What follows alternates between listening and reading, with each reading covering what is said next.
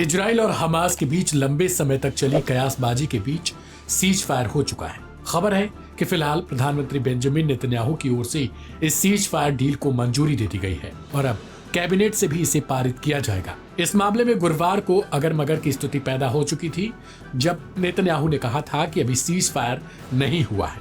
उन्होंने हमास पर अंतिम समय में कुछ शर्तों से पीछे हटने का आरोप लगाया था। वैश्विक मीडिया में यह खबर अमूमन छा चुकी थी, लेकिन अब गुड न्यूज आ चुकी है। इससे माना जा रहा है कि हमास और इजराइल के बीच संघर्ष विराम समझौता लागू हो जाएगा। कैबिनेट में भी अब इस प्रस्ताव को रखा जाएगा। यह सीज फायर अमल में आया तो मध्य पूर्व में लंबे समय बाद शांति हो जाएगी। आइए अब जानते हैं कि आखिर हमास और इजराइल के बीच सीज फायर डील में क्या क्या शामिल है। शुरुआती सीज फायर 6 सप्ताह का माना जा रहा है।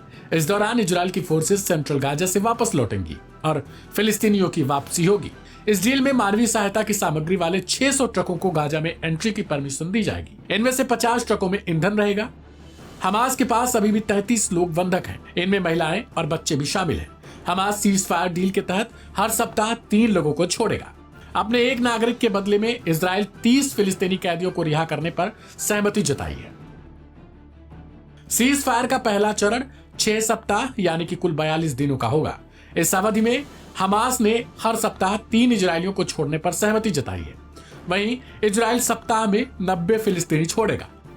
दूसरे चरण की बातचीत के पहले राउंड के 16वें दिन के बाद से शुरू होगी। बचे हुए लोगों को छोड़ने पर बातचीत होगी। हमास बंधकों को तभी छोड़ेगा जब इजराइल के सैनिक गाजा से निकल जाएंगे।